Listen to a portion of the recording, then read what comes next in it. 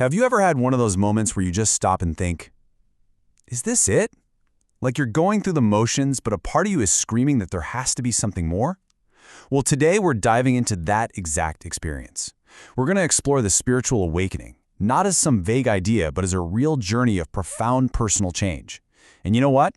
It almost always starts with a single, powerful question. This question. This is the catalyst. It's that first little crack in the reality that you've built for yourself. It's the moment you start to look around at the life you've created, at the societal rules you've been following, and you get this deep, nagging feeling that something is missing.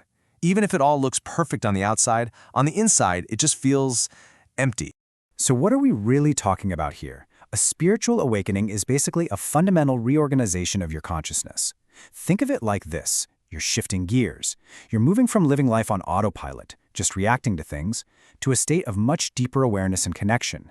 It's the difference between just existing and actually truly living. Now, this whole journey is obviously super personal, right?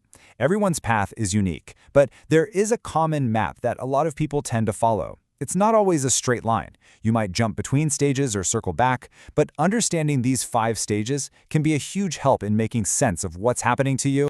It starts with stage 1, the call. This is usually a crisis, a loss, or just a sudden aha moment that completely shatters your old way of seeing the world. That naturally leads to stage 2, the search. You become a spiritual sponge, reading everything you can get your hands on, trying new things, asking the big questions. And then you hit stage 3, the most infamous one, the dark night of the soul. This is where your old identity, your ego, the part of you that thinks I am my job or I am my past, starts to crumble. It's really tough. But right after that comes stage 4, glimpses. These are these beautiful, profound moments of peace where you feel connected to everything.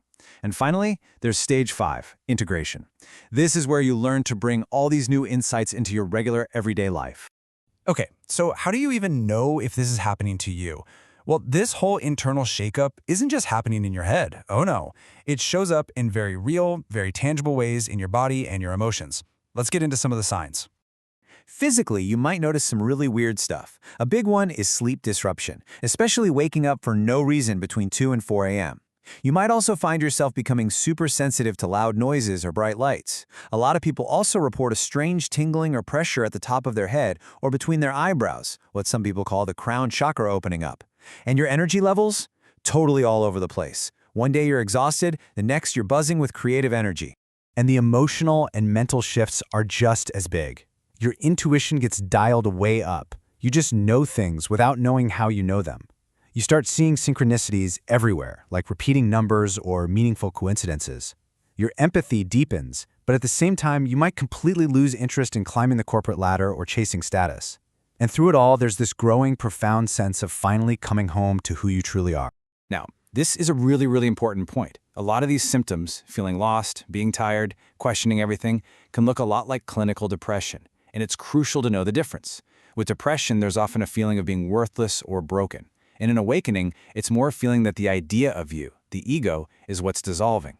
Depression can make the world feel meaningless, while an awakening makes the world feel like an illusion that's hiding a deeper truth. But here's the most important takeaway. If you are in serious distress, please always talk to a professional. It is so important to get the right support. Okay, let's zoom in on that really challenging stage we mentioned, the dark night of the soul. It sounds terrifying, right? But it's not something you need to fear. Think of it more like a massive storm that you need to navigate. And lucky for us, there are some incredibly practical tools to help you do just that. I mean, this phrase just nails it, doesn't it? The dark night literally feels like the floor has been pulled out from under you. You're completely untethered. Everything you thought you knew about yourself, your life, your purpose, it all just seems to be dissolving, and you're left floating in this confusing, empty space. When you're in that state, you need an anchor. And that anchor is called grounding. Grounding is just the simple practice of pulling your energy out of those anxious, spiraling thoughts in your head and anchoring it back into your physical body and the physical world right here, right now. It is the #1 survival tool for this phase. And here is one of the easiest and most powerful ways to do it. It's called the 5-4-3-2-1 method. It forces you to get out of your head and into your 5 senses. You just stop and you name 5 things you can see, then 4 things you can physically touch, 3 things you can hear, and so on. It's like an emergency brake for an overwhelmed mind. It works instantly. Now here's another amazing piece of Zen wisdom that offers a totally different strategy.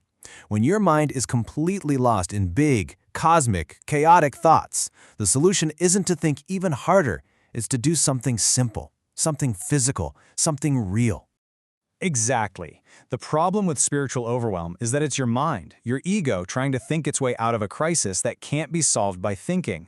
The cure is so simple, it's almost funny. Do something mundane. Do the dishes. Fold your laundry. Weed the garden. These simple physical tasks anchor your consciousness and send a powerful signal to your nervous system that you are safe and you are here. So beyond those in-the-moment grounding techniques, there's a deeper, more proactive practice you can use to work with all the difficult stuff that comes up during the dark night, and that practice is called shadow work. This quote gets right to the heart of it. The dark night is all about letting go, and if you fight it, if you resist the uncomfortable feelings, you're only going to prolong the struggle. Shadow work isn't about fighting the darkness. It's about turning around, facing it, and getting curious about it. So how do you actually do it? Well, you can start with some powerful journal prompts. Take this one. Think about an emotion you almost never let yourself feel. Maybe it's anger, or jealousy, or deep sadness. Then ask yourself, when and why did I decide this feeling was bad or unsafe? It's all about uncovering the hidden rules you've made for your own heart. Here's another fantastic one. Next time you hear that self-critical voice in your head, pause and ask, whose voice is that really? Is it a parent, a teacher, society? And then, more importantly, ask yourself what your own authentic voice wants to say back to it. This helps you start to reclaim your own inner authority. Now, this work can be really deep, so it's important to have some guardrails. First, keep your session short, like 20 to 30 minutes. You don't want to get overwhelmed. Second, the whole point is to be curious, not judgmental. You're an explorer in your own inner world, not a critic.